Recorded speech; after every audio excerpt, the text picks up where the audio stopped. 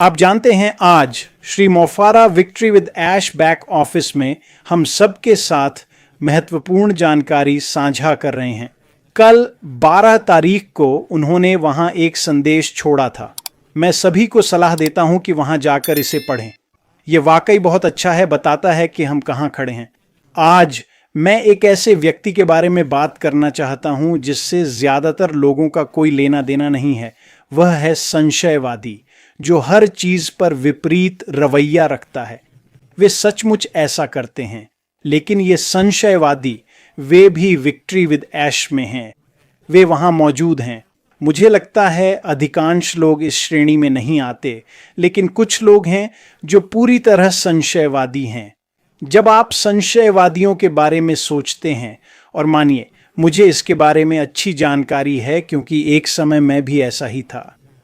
संशयवादियों को अपना सिर रेत से बाहर निकालकर कुछ मानना शुरू करना चाहिए, किसी पर भरोसा करना चाहिए। अगर आपका रवैया हमेशा विरोधी रहता है तो आगे बढ़ना वाकई मुश्किल होता है।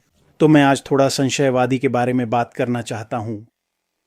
और मुझे पता है कि ज्यादातर लोग संशयवादी से निपटना नहीं चाहते, और मैं उन्हें दोष नहीं देता क्योंकि संशयवादी बहुत चुनौतीपूर्ण होते हैं। वे आमतौर पर बहुत बुद्धिमान होते हैं, जानते हैं कि वे क्या कर रहे हैं और सब कुछ व्यवस्थित रखते हैं। तो अगर आप उनका सामना करने जा रहे हैं तो आपको अच्छी तैयारी करनी होगी। लेकिन विक्ट्री विद ऐश में जो संशयवादी हैं, वे मेरे पास आते हैं और कहते हैं, माइक ठीक है, मैं विक्ट्री विद ऐश में हूं, ये बढ़िया है, लेकिन हमारे पास वास्तव में क्या है? हमारा कोई व्यवसाय नहीं है। मैं संगठन को नहीं जानता, मैं सिर्फ श्री मोफारा को जानता हूं। मोफारा, मुझे वेतनमान के बारे में पता नहीं है, मुझे कमीशन संरचना के बारे में नहीं पता, मुझे उत्पादों के बारे में नहीं पता, मुझे कंपनी के बारे में कुछ भी नहीं पता। ये कैसे काम करती है, कैसे संगठित है? मेरे लिए आकर वास्तव में पैसा कमाने का कोई तरीका नहीं है, और यह इसी तरह आगे बढ़ता है। और भी बहुत कुछ है, मुझ पर विश्वास करो। और जब मैं संशयवादी को सुनता हूं, मैं देखता हूं वे क्या देख रहे हैं, लेकिन मैं यह भी समझता हूं कि वे क्या नहीं देख रहे हैं, और यही महत्वपूर्ण बात है। जानते हो, जब कोई संशयवादी आता है और मंच पर आकर सब नकारात्मक चीजें देखता है, तो आपको उन्हें थोड़ा रोककर समझाना होगा कि एक प्रक्रिया है। आप कभी भी किसी व्यवसाय में नहीं आएंगे, कोई भी व्यवसाय शुरू नहीं करेंगे, जब तक एक प्रक्रिया न हो।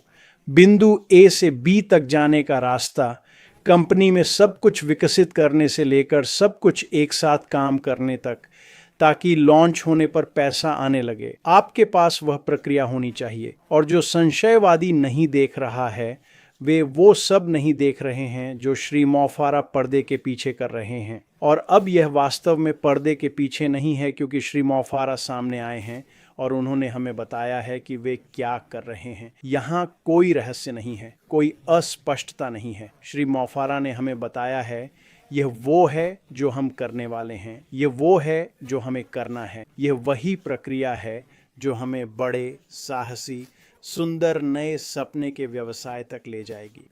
और उसने हमें सब कुछ बता दिया है। संदेह करने वाले वे इसे यूं ही छोड़ देते हैं। लेकिन माइक कहां? देखिए, आपको इस प्रक्रिया से गुजरना होगा ताकि आप उस मुकाम पर पहुंच सकें जहां आपके पास बेचने को प्रोडक्ट हो, कमीशन मिले, पैसे कमा सकें और आर्थिक आज़ादी पा सकें।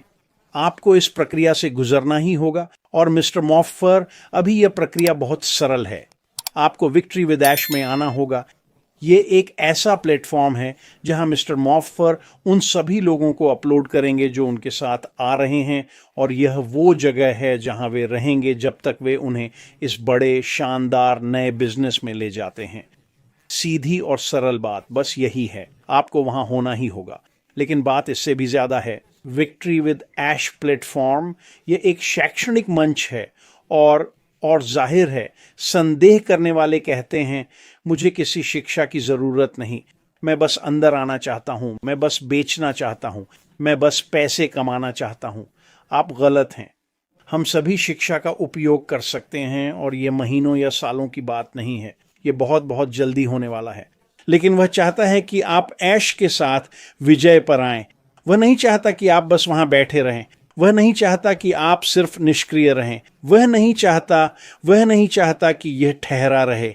यह एक सीखने का मंच है, और जो चीजें हम सीखने वाले हैं, समझिए, ये चीजें जो हम सीखेंगे वे वही हैं जो उन्होंने और उनकी टीम ने दशकों से की हैं और उनके लिए सफल रही हैं। वे साफ जानते हैं कि अगर आप उन चीज़ों को लागू करते हैं जो वे हमें सिखाएंगे तो आप सफल होंगे। इतना ही नहीं, बल्कि वे हर उस चीज़ से मेल खाते हैं जो श्री मोफ्फार बड़े साहसिक सुंदर नए सपनों के व्यवसाय के साथ कर रहे हैं। ठीक है, इसे समझना वास्तव में बहुत महत्वपूर्ण है। मैं शामिल होऊंगा, मैं उन शैक्षिक मॉड्यूल से गुजरूंगा, मैं सब कुछ देखूंगा, मैं सब कुछ पढ़ूंगा, मैं हर लाइव सेशन में शामिल होऊंगा जो होगा। क्या उनके पास मुझे सिखाने के लिए कुछ है? मुझे नहीं पता। मैं कई शैक्षिक प्लेटफॉर्म से गुजरा हूं जो ऑनलाइन मार्केटिंग का राज बताने वाले थे, पर किसी के पास पूरी जानकारी नहीं थी। फिर भी मुझे कुछ मोती मिले। मुझे यहाँ एक मोती मिला, वहाँ एक मोती मिला, और इन टुकड़ों को जोड़कर मैं ऑनलाइन सफल हो पाया।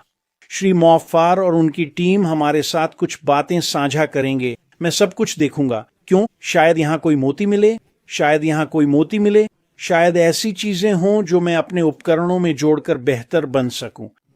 मुझे विश्वास है कि श्री मोफ्फार जो हमें सिखाएंगे उससे आप वो कर पाएंगे जो मुझे 15 साल में करने में लगे। आप यह सब 30-60 दिनों में कर पाएंगे। मुझे सचमुच यकीन है। हालांकि सिर्फ सिखाने से आपको वे सारे कौशल नहीं मिलेंगे। ये चीजें आपको अभ्यास करनी हैं, आपको इन्हें करना ही होगा। लेकिन यही तो है विक्ट्री विद ऐश का मतलब। यही वो है जो संशयवादी नहीं देख पाता, और जब वो देखता है जो मोफ्फार साहब दिखा रहे हैं, तब कुछ खास होता है और वो डर जाता है। अचानक वो वही देखने लगता है जो आप देखते हैं, और उसमें आशा की चिंगारी जल उठती है। ये उन्हें डरा देता है। क्यों? क्योंकि जब आप उम्मीद करते हैं तो विश्वास करने लगते हैं और फिर कार्रवाई करने लगते हैं, और जब आप कार्रवाई करते हैं और विश्वास रखते हैं तो आप जीत गए। और सबसे बुरी चीज जो हो सकती है वह सफलता नहीं, बल्कि अगर यह काम न करे तो निराशा है। और यह निराशा ये डरावनी है, क्योंकि ये लोग शायद अपने जीवन में बहुत सारी निराशाओं से गुजर चुके हैं। श्री मोफ्फार मेज पर स्पष्टता ला रहे हैं। कोई रहस्य नहीं है, वह कुछ भी नहीं छिपा रहे, और जो वे कर रहे हैं वह प्रक्रिया हमें बड़े साहसिक सुंदर नए व्यवसाय तक ले जाएगी। अब मैं व्यवसाय के बारे में बात नहीं करूंगा, क्योंकि मैं अनुमान लगा सकता हूं। मैं बाजारों को समझता हूं, उत्पादों को समझता हूं। मैं समझता हूं कि श्री मोफ्फार क्या कर रहे हैं, लेकिन मैं इसके बारे में बात नहीं करूंगा। मैंने अतीत में इसके बारे में काफ़ी बात की है। जब श्री मोफ्फार उनका परिचय देंगे तब मैं उनके बारे में विस्तार से बात करूंगा। लेकिन अभी हमारे पास जो है उसे आशा को उबलने दें और वास्तविक कार्रवाई में बदलें, विश्वास में बदलें, कार्य में बदलें। ज्यादातर लोग संशयवादी को बर्दाश्त नहीं कर सकते। मैं संशयवादी से बिल्कुल प्यार करता हूं, और मैं आपको बताऊंगा क्यों। अगर आप उस संशयवादी को आशा दे सकते हैं, अगर आप उसे विश्वास दिला सकते हैं, अगर आप उसे कार्रवाई करने के लिए प्रेरित कर सकते हैं, तो यह बहुत ही खास बात है। आपके पास ऐसा व्यक्ति होगा जो आपके लिए और आपके साथ हर मुश्किल से गुजरेगा। यह कुछ इतना अनोखा, इतना अद्भुत है। इसीलिए मुझे संशयवादी लोग पसंद हैं। इसमें कुछ बहुत ही खास बात है। और अगर आप संशयवादी हैं और आप आएंगे तो श्री मोफ्फार की बातें सुनिए। देखिए हम कितनी तेजी से आगे बढ़ रहे हैं, और देखिए आपके सामने क्या है।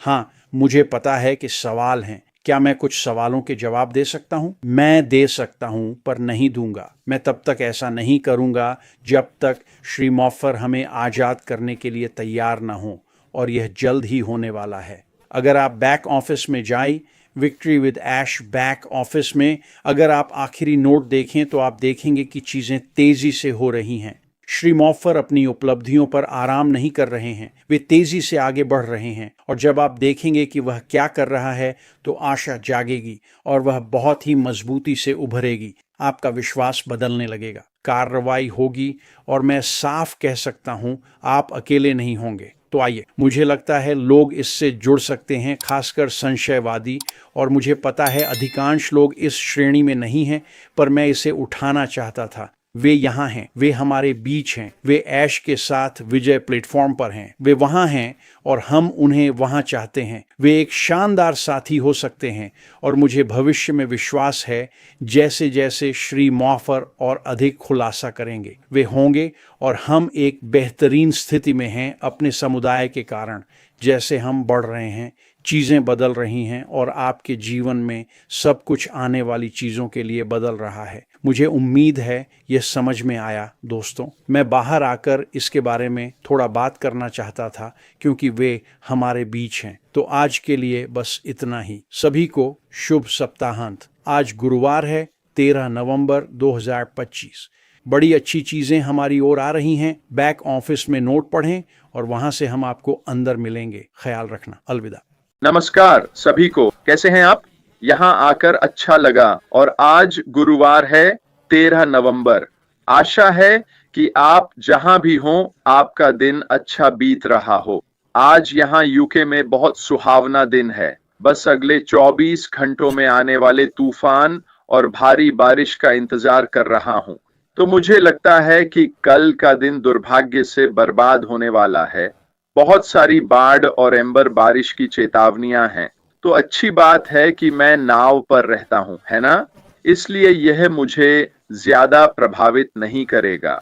ठीक है, विषय पर आने से पहले एक छोटी सी सलाह, और वह यह कि ऐश के साथ विक्ट्री के बारे में मैं एक बार फिर दोहराना चाहता हूं ताकि सभी को पता चले। मैं सभी से कह रहा हूं कि आचार्य संहिता जरूर पढ़ें, जिसे आप सभी पढ़ सकते हैं, चाहे आपके पास लिंक हो या ना हो, चाहे आप पहले से ही ऐश के साथ विक्ट्री में हो या नहीं। आप हमेशा victorywithhash.com पर जाकर पेज के नीचे स्क्रॉल करके और बाएं कोने में आचार संहिता देख सकते हैं। आप ऑनबोर्डिंग प्रक्रिया के दौरान विक्ट्री विद ऐश में प्रवेश करने से पहले भी इसे पढ़ सकते हैं। चेतावनी यह है कि जब तक विक्ट्री विद ऐश सार्वजनिक नहीं है, जो अभी नहीं है, यह सिर्फ मौजूदा सदस्यों के लिए है और अंदर की हर चीज निजी है जिसे सार्वजनिक रूप से शेयर नहीं करना है। समझे? मैंने आज कई पोस्ट देखे हैं जहां लोग अभी भी सार्वजनिक रूप से लिंक शेयर कर रहे हैं। इसका परिणाम आप पर ही होगा। ठीक है, यह सब अभी भी छंटाई प्रक्रिया का हिस्सा है। यह इस बात का भी हिस्सा है कि क्या आप हमारे सीईओ से आचार संहिता और अपने व्यवहार के बारे में निर्देश ले सकते हैं। समझा? जैसा कि उन्होंने कई मौकों पर कहा था, ऐश के साथ विक्ट्री में आपकी स्थिति एक जिम्मेदारी के साथ आती है, और वह जिम्मेदारी है आचार संहिता का पालन करना और वहां दिए गए नियमों का पालन करना। ये आसान नियम है दोस्तों, बिल्कुल भी मुश्किल नहीं है। समझे? तो कृपया कृपया कृपया इन नियमों का पालन करें, वरना एक दिन आप उठेंगे और आपकी पहुंच नहीं होगी, जिसका मतलब है कि आप अब ऐश के साथ विक्ट्री के प्लेटफॉर्म पर स्वागत योग्य नहीं है। खैर, आगे बढ़ते हैं। और आज मेरे पास आपके लिए क्या है? आज मैं आपके लिए दीर्घकालिक स्केलेबिलिटी के बारे में बात लाया हूं। ठीक है, दीर्घकालिक स्केलेबिलिटी की इंजीनियरिंग और यह व्यापार में इतना महत्वपूर्ण क्यों है? अब तक जो कुछ भी ऐश के साथ विक्ट्री के लिए किया गया है, ऑनबोर्डिंग, रोल आउट, सब कुछ रणनीतिक रूप से इसे स्केल करने के लिए डिजाइन किया गया है। समझे? अगर आपको याद है, पुराने बिजनेस में हमारी सबसे बड़ी समस्या थी कि जब वह स्विच दबाया गया तो सब कुछ अचानक हिल गया था। हमने वाकई बड़े पैमाने पर सारे नियम तोड़ दिए थे, है ना? जहां तक अधिकांश लोगों की उम्मीदें थीं कि क्या होगा, हमने उन सीमाओं को तोड़ दिया और हमने पूरे सिस्टम को ही तोड़ दिया। अब जिस तरह हमें शामिल किया जा रहा है वह एक रणनीतिक तरीका है ताकि बिजनेस में लंबे समय तक स्केलेबिलिटी बनी रहे। ठीक है, सब कुछ बहुत रणनीतिक तरीके से किया जाता है। याद रखें, मैंने उदाहरण दिया था कि हम सभी एक टर्नस्टाइल से होकर इस विशाल गोदाम या स्टेडियम में प्रवेश कर रहे हैं। ये सब उस रणनीति का हिस्सा है। पहला, यह सुनिश्चित करने के लिए कि वे जाने लोग कौन हैं, और दूसरा, अधिक टर्नस्टाइल और प्रवेश द्वार बनाने के लिए ताकि ऑनबोर्डिंग प्रक्रिया आसान हो और अधिक लोग हमसे जुड़ सकें। जाहिर है, जब हम सार्वजनिक होंगे तो ऐसा होगा, लेकिन अभी के लिए यह बहुत रणनीतिक है और व्यवसाय की दीर्घकालिक सफलता के लिए भी है। यह बिना प्रदर्शन या लाभप्रदता से समझौता किए समय के साथ बढ़ती मांग को संभालने की क्षमता भी है। इसमें ऐसी लचीली प्रणालियां और प्रक्रियाएं बनाना शामिल है जो विस्तार को समायोजित कर सकें। यही है जो हम विक्ट्री विद ऐश के भीतर कर रहे हैं। और एक फुटनोट जिसकी मैं याद दिलाऊंगा, मैंने कुछ लोगों से सुना है जो कहते हैं, मुझे लगा यह नवीनतम एआई तकनीक थी। मैंने सोचा था कि हमें मिलने से पहले ही सब कुछ सुलझा लिया जाएगा। मुझे लगा ऐश ने वादा किया था कि जब हम इसे पाएंगे तो सब ठीक होगा। ऐसी सारी बातें। चलिए वापस देखें कि हमारे सीईओ ने क्या कहा था। उन्होंने कहा कि यह सिर्फ 3 लोगों द्वारा कुछ महीनों में बनाया गया था। यह एक बाद का विचार था। इसका मुख्य व्यवसाय पर कोई प्रभाव नहीं है। तकनीकी लोगों की बड़ी टीम लंबे समय से मुख्य व्यवसाय पर लगातार काम कर रही है। उन्होंने बस कुछ लोगों को उस प्रोजेक्ट से हटाकर कहा, मैं चाहता हूं कि आप इसे बनाएं, और उन्होंने विक्ट्री विद ऐश को बहुत कम समय में तैयार कर दिया। और हां, रास्ते में शायद कुछ छोटी मोटी दिक्कतें आ सकती हैं, लेकिन चिंता न करें, सब कुछ सुलझ जाता है। अब सब कुछ 100% सही काम कर रहा है, तो सब कुछ सही दिशा में है, और यह निश्चित रूप से हम सभी के लिए लंबे समय तक सफलता देगा। तो लोगों को मैसेज करके शिकायत करने से पहले थोड़ा सोचें, ऐसी चीजों के लिए जिनमें बस थोड़े धैर्य की जरूरत है। सब कुछ बिल्कुल ठीक हो जाएगा। हम सभी को शामिल किया जाएगा, हर किसी के लिए जगह है, और वास्तव में कोई समस्या नहीं है। तो आइए सुनिश्चित करें कि यह स्केलेबिलिटी जिसे हम अभी देख रहे हैं, वास्तव में यह सुनिश्चित करती है कि लागत में वृद्धि राजस्व में वृद्धि से मेल नहीं खाती, ताकि हमें कुछ भी भुगतान न करना पड़े। इसलिए इससे कोई फर्क नहीं पड़ता। लेकिन व्यावसायिक दृष्टिकोण से इस स्केलेबिलिटी का मतलब है कि वे चीजों को आसानी से बदल सकते हैं, इसलिए यह उनके लिए बड़ी लागत नहीं है। याद रखें, यह सब हमारे सीईओ द्वारा मुफ्त में किया जा रहा है। विक्ट्री विद ऐश से जुड़ी हर चीज हमारे लिए उनका उपहार है। हमें एक पैसा भी खर्च नहीं करना पड़ रहा। हम वहां हैं और हम अपने सीईओ की सद्भावना से बिल्कुल मुफ्त में बहुत कुछ सीखने वाले हैं। ये वास्तव में एक उपहार है जो वह हमें दे रहे हैं। क्यों? क्योंकि ये हमें ऐसे कौशल देगा जो हमारे पास पहले कभी नहीं थे। ये हमें ऐसी चीजें सिखाएगा जिन्हें सीखने के लिए हमें बहुत अधिक पैसा खर्च करना पड़ता। यह सब हमारे सीईओ द्वारा स्वेच्छा से और दिल से किया जा रहा है। तो आइए कुछ प्रमुख घटकों पर नजर डालें कि दीर्घकालिक स्केलेबिलिटी व्यवसाय को कैसे प्रभावित करेगी। यह लचीली प्रणालियों को डिजाइन करने में मदद करता है जो व्यवसाय के साथ बढ़ सकती हैं। जब आप कुछ डिजाइन करते हैं तो आप इसे एक विचार के साथ बनाते हैं। आप इसे शामिल लोगों की संख्या के हिसाब से डिजाइन करते हैं। आप इसे ऐसे डिजाइन करते हैं कि यह एक निश्चित भार के तहत काम करेगा। और जब मैं भार कहता हूं तो मेरा मतलब इंटरनेट पर आने वाले ट्रैफिक से है। समझे?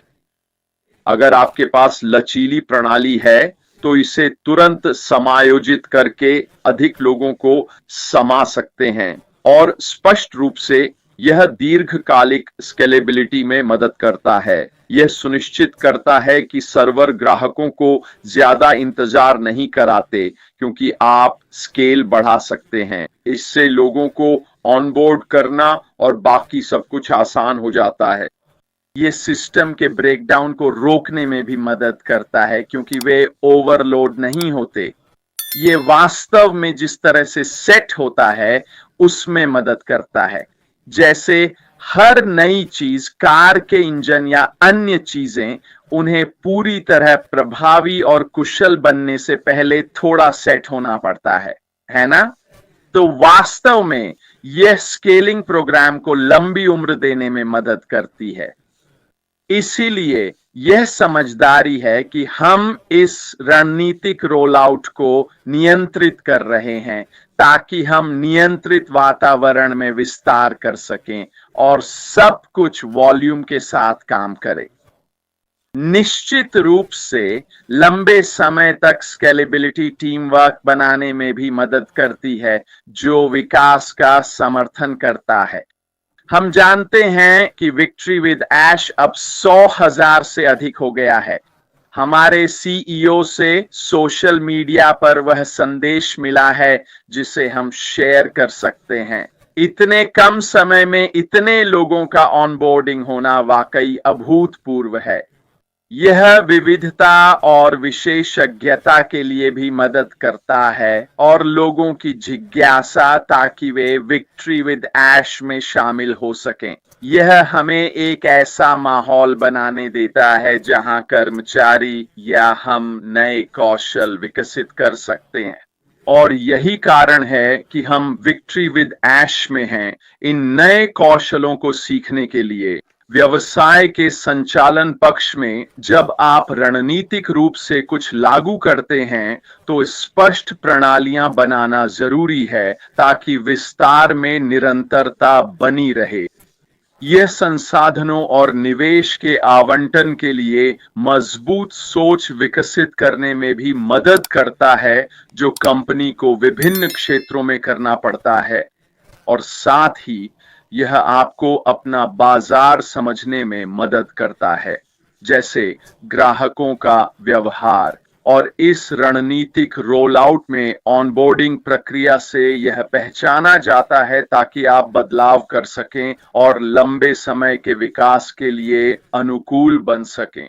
तो हम यहाँ कह रहे हैं कि एक व्यवसाय में थोड़ी लोच होनी चाहिए। इसे झुकना होगा, बदलना होगा, ठीक है। अगर आपके पास कठोर प्रक्रियाएं हैं तो यह संभव नहीं होता, लेकिन चूंकि ऑनबोर्डिंग इतनी रणनीतिक रही है, इसे बहुत अच्छी तरह से डिजाइन किया गया है। इसने स्केलेबिलिटी को संभव बनाया है, क्योंकि वे शुरू से ही पूरी तरह नियंत्रण में रहे हैं, पहले प्राथमिकता वाले पदों से लेकर लोगों की अगली लहर तक, और फिर अगली लहर, और इसी तरह। इसलिए यह एक नियंत्रित वातावरण में स्केल होता है, और यह निश्चित रूप से दीर्घकालिक स्केलेबिलिटी के लिए लचीलापन प्रदान करेगा। तो यह कुछ ऐसा नहीं है जिसे सिस्टम को तुरंत संभालना है, लेकिन यह वास्तविक समय में मांग के अप्रत्याशित उछाल की अनुमति देता है। ये सभी चीजें कंपनी को भविष्य में स्केल करने की रणनीति पर विचार करने में मदद करती हैं, क्योंकि हमारे प्लेटफॉर्म की मांग लगातार बढ़ रही है। तो अगर आप तार्किक तरीके से सोचें, जो मुझे पसंद है, इसका डिजाइन, इसका रोल आउट, स्केलेबिलिटी और लचीलापन, ये सब हमें भविष्य की किसी भी स्थिति के अनुसार बदलने और ढलने की क्षमता देते हैं। मुझे लगा कि यह एक बहुत दिलचस्प विषय था कि कैसे दीर्घकालिक स्केलेबिलिटी और रणनीतिक रोल आउट वास्तव में किसी कंपनी को ऐसी स्थिति में लाने में मदद करते हैं जहां वे नियंत्रित वातावरण में विस्तार कर सकें और साथ ही विकास भी कर सकें। अगर आप ऐसा नहीं करते तो सब कुछ क्रैश हो जाएगा। ऐसे कई उदाहरण हैं, और मुझे लगता है कि सबसे बड़ा उदाहरण था अमेरिका की एक सरकारी वेबसाइट, और मेरे अमेरिकी दोस्त जानते होंगे कि मैं किस बारे में बात कर रहा हूं। जब ये लॉन्च हुई 2.5 मिलियन लोगों ने इसे एक्सेस करने की कोशिश की। यह तुरंत क्रैश हो गई और कभी रिकवर नहीं हुई। वह फिर कभी वापस नहीं आई। यह किसी भी व्यवसाय के लिए अच्छा नहीं है। इसीलिए यह वाकई महत्वपूर्ण है कि आप एक नियंत्रित वातावरण में रणनीतिक रूप से शुरुआत करें, धीरे धीरे स्केल करें ताकि विस्तार हो सके और आप ऐसी व्यवस्था कर सकें जो इस विस्तार को संभाल सके और अधिक वॉल्यूम ले सके। वैसे दोस्तों, मुझे लगा कि यह एक अच्छा विषय होगा क्योंकि यह वाकई आपको ऑनबोर्डिंग की रणनीति के पीछे का कारण समझने में मदद करता है। अगर ऐश ने बस कहा होता, यहां से आपको अपना लिंक मिलेगा, लॉग इन करें और आपको अपना लिंक मिल जाएगा, तो आपको क्या लगता है कि सिस्टम का, विक्ट्री विद ऐश का, प्रोग्राम का और इसके अंदर की हर चीज का क्या हाल होता? आपके पास कम से कम 1 लाख लोग या शायद इससे भी ज्यादा एक ही दरवाजे से घुसने की कोशिश कर रहे होते। इससे सिस्टम में जाम लग जाता, सब कुछ क्रैश हो जाता और कोई भी अंदर नहीं जा पाता। और अगर आप अंदर जा भी पाते तो आप बहुत ही किस्मत वाले होते क्योंकि आपके पीछे ढेर सारे लोग होते जो अंदर नहीं जा पाते। यही कारण है कि ऑनबोर्डिंग को रणनीतिक रूप से इस तरीके से शुरू करना इतना महत्वपूर्ण रहा है ताकि हर चीज का परीक्षण हो, सब कुछ सही ढंग से काम करे और जब हम सार्वजनिक होंगे, जो कि हम होंगे, और जब विक्ट्री विद ऐश में लोगों का बड़ा प्रवाह होगा, तब यह उस संख्या को संभाल सके क्योंकि हर चीज का रास्ते में परीक्षण किया गया है इस रणनीति के कारण, ताकि इसे उस मात्रा के अनुसार बढ़ाया जा सके। मुझे उम्मीद है कि यह आपके लिए रुचिकर रहा होगा। मुझे आशा है कि इससे आपको शायद यह समझने में मदद मिली होगी कि हमने ऑनबोर्डिंग को इस तरह से क्यों किया है, क्योंकि यह समझदारी भरा है, क्योंकि इसने अब 1 लाख से ज्यादा लोगों को विक्ट्री विद ऐश में शामिल होने दिया है, जबकि अगर यह क्लिक करें, लॉगिन करें और लिंक पाएं होता तो 1 लाख लोग एक साथ एक्सेस करने की कोशिश करते और सिस्टम कह देता इतना लोड नहीं संभाल सकता, माफी, और क्रैश हो जाता और किसी को एंट्री नहीं मिलती और सब कुछ फिर से शुरू करना पड़ता। यह हमारे सीईओ की प्रतिभा है। हम बहुत भाग्यशाली हैं कि ऐश मैकफेरो जैसा व्यक्ति हमारा नेतृत्व कर रहा है क्योंकि वह इस पूरी रणनीति को समझता है। वह जानता है कि बिजनेस को कैसे बढ़ाना है क्योंकि उसने पहले भी यह किया है और वह हम सभी के लिए इसे सफल बनाना चाहता है।